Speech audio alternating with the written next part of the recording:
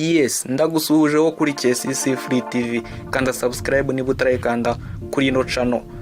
Kuri uyu munsi rero tugiye kukugezaho abakobwa 10 beza bibihe byose mu gihugu cy'u Rwanda. Twihuse rero ku mwanya wa 10 turahasanga umukobwa witwa Umutesi Denise. Uyu ni umukobwa wabaye igisonga cya kabiri muri Miss Rwanda 2020. Uyu kuri Instagram ye afite abafollowers 23,000. Twihuse rero ku mwanya wa 9 turahasanga inde. Ku mwanya wa 9 turahasanga umukobwa witwa Vanessa Raissa Uwase.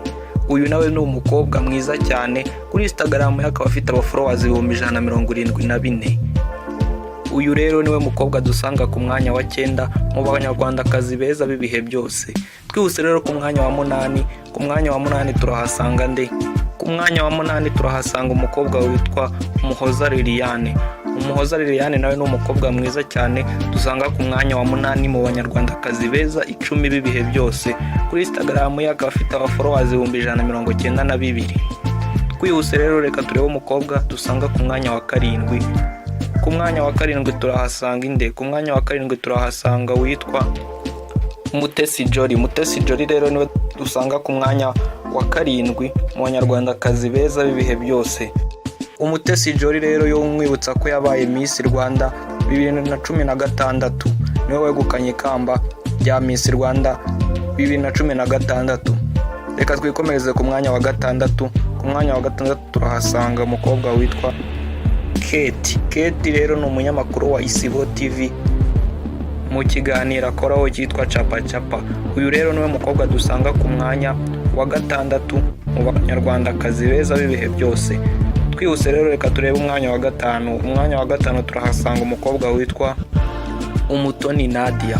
Umutoni Nadia rero ni umunyamakuru wa RBA, akaba akora ikiganiro cyitwa Zoom in, ngira ngo muramuzi. Uyu rero niwe mukobwa dusanga ku mwanya wa 5 mu banyarwandakazi beza bibihe byose.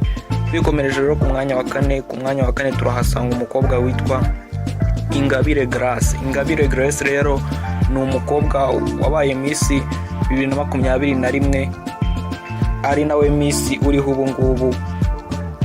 Uyu rero niwe mukobwa dusanga ku mwanya wa 4 mu banyarwandakazi beza bibihe byose.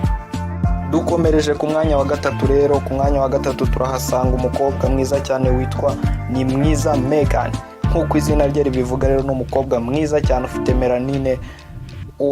Nta wundi ni umukobwa witwa ni mwiza Megan, ari nawe wegukanye ikamba rya Miss Rwanda 2019. Uyu rero niwe mukobwa dusanga ku mwanya wa 3 mu banyarwandakazi beza bibihe byose. Uyu nguyu kuri Instagram yakaba afite abafollowers 46 n'abandi barenga. Twikomeje ku mwanya wa 2 rero. Ku mwanya wa 2 turahasanga umukobwa witwa Bagwire Keza Joanna. Bagwire Keza Joanna rero ni umukobwa mwiza cyane wabaye Miss Heritage mu mwaka wa 2015, akaba ari na radio presenter Kiss FM ivugira ku 102.3. Mwibutsa aho turakanda subscribe kuri no channel. Iki nicyo gihe kugira ngo nzu ikande, kubera ko amakuru nkaya cyangwa se ibyegeranyo byiza nk'ibi nta handi wabisanga usibye hano kuri KCC Free TV. Icyo usabwa no gukanda subscribe ndetse ugakanda notification kugira ngo uzajye YouTube yabona amakuru tuzadushyiraho ako kanya. Ku mwanya wa mbere rero turahasanga umukobwa mwiza cyane, uwo nawe yatwaye ikamba. Uwo rero yatwaye ikamba ry'umwaka wa 2020. Ubwo tayari mwarangije kumumenyo. Nta wundi ni umukobwa witwa Nishimwe Naomi. Nishimwe Naomi ni umukobwa wabaye Miss Rwanda 2020. Uyu akaba ari umukobwa mwiza cyane. Uyu rero Nishimwe Naomi akaba ari uza ku mwanya wa mbere mu banyarwandakazi beza 10 bibihe byose.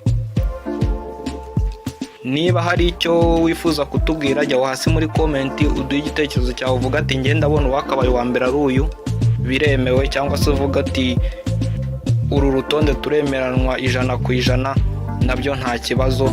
Nibutsa ko yari KCC Free TV, nyumvaga na reka KCC. This is KCC Free TV. Ciao ciao.